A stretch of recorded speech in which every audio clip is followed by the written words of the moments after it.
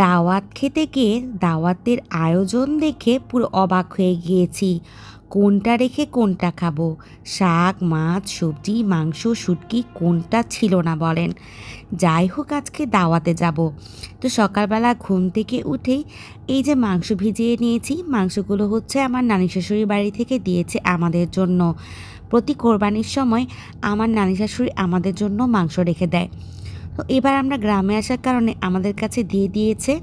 তো এগুলো কেটে কুটে ধুয়ে তারপর ক্লিন করে নিচ্ছি। ঢাকায় চলে যাওয়ার সময় হয়ে গিয়েছে। তো ঢাকায় যাওয়ার সময় এই মাংসগুলো নিয়ে যাব।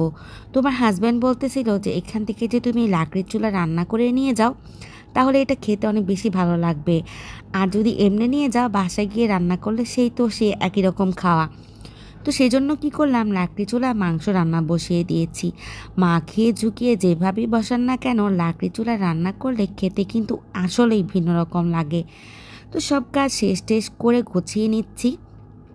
এর মধ্যে এই যে আমাদের ঢাকা নেওয়ার জন্য বলেছিলাম কিছু লাউ বা চাল কুমড়ার কথা, কিন্তু লাউ পাইনি। এই যে চাল কুমড়াটা নিয়ে এসেছে আমাদেরকে দেওয়ার জন্য, এটা কিনে নিয়েছি, ওদের খেতে হচ্ছিল।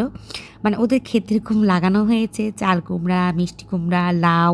তো বন্যার কারণে দেখা গিয়েছে যে অনেক কিছু পিছিয়ে গিয়েছে। যেরকম গাছটা আগে লাগানোর কথা ছিল, বন্যার কারণে এখন দেরিতে লাগানোর কারণে এখন যে সময়টা লাউ সবজি পাওয়ার কথা, তো ওগুলো পাওয়া যাচ্ছিল না। তো আমি গাছ থেকে সুপারি পেড়ে সব কিছু গুছিয়ে নিচ্ছি, আচার টাচার সব কিছু নিয়ে। তো এখানে দাওয়াত দেওয়া হয়েছিল হচ্ছে আমার দেবরের শ্বশুরবাড়িতে। তো শ্বশুরবাড়িতে সব প্রথমে নাস্তা দিয়েছে আমাদেরকে। এই যে নাস্তাগুলো হচ্ছে আপেল, মাল্টা, পিঠা, কয়েক রকমের পিঠা, শরবত, মানে কি কি ছিল না সব কিছু ছিল। তো খাওয়ার সময় হয়ে গিয়েছিল, এজন্য নাস্তা টাস্তা আমরা খুব বেশি একটা খাইনি। কিন্তু পিঠাগুলো দেখেন দেখতে কত সুন্দর, এত ভালো লাগছিল দেখে। তো একটু একটু করে জাস্ট চেখে দেখেছি আর কি।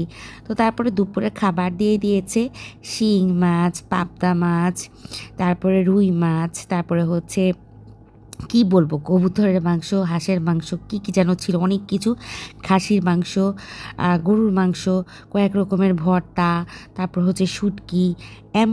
এমন আইটেম ছিল যে মানে শাক রান্না, শাক ভাজি, এখন আসলে আমি বলে শেষ করতে পারবো না, অনেক কিছু ছিল। তো বসে পেট ভরে খেয়ে নিয়েছি, কারণ এত আইটেম আর রান্নাগুলো আলহামদুলিল্লাহ খুব ভালো ছিল। ভর্তাই ছিল কয়েক রকমের। সব কিছু খেয়ে টেয়ে একদম হাপুস হুপুস করে চলে গিয়েছি বাড়িতে। বাড়িতে যাওয়ার পরে হচ্ছে ঢাকা নেওয়ার জন্য যে কচু শাক টোকানো হচ্ছে, ফুফুকে বলেছিলাম যে কচু শাকের হচ্ছে শাকটা আমি নিব না, আমি জাস্ট ডাঁটাগুলো নিব, কারণ ডাঁটাগুলো খেলে আমার কাছে ভালো লাগে। আর শাকটা খেলে না আমার প্রচণ্ড পরিমাণে গলা চুলকায়। আমি মানে কচু শাকটা খেতে পারি না, আমার অ্যালার্জির জন্য, আমার অ্যালার্জির প্রবলেম হয়। তো এগুলো হচ্ছে আমি নিয়ে যাবো, নিয়ে ঢাকায় নিয়ে তারপর হচ্ছে এগুলো ভাপিয়ে নিব, ভাপিয়ে ডিপে রেখে দিব, আস্তে আস্তে করে রান্না করে খাবো। আজকে আসলে মানে গ্রাম থেকে যে জিনিসগুলো আপনি নিয়ে যাবেন ঢাকায়, এই ঢাকায় নিয়ে যাওয়াটা আসলে না অনেক মজাদার ব্যাপার। একটু কষ্ট হয় এখান থেকে গুছিয়ে নিয়ে যাওয়া, ঢাকায় নিয়ে আবার গোছানো, কিন্তু এই খাবারগুলো এত বেশি ভালো লাগে, এত বেশি মজা লাগে যে বলার মতো না। তো যাই হোক, আজকের মতো বিদায়। সবাই ভালো থাকবেন, সুস্থ থাকবেন, আল্লাহ হাফেজ।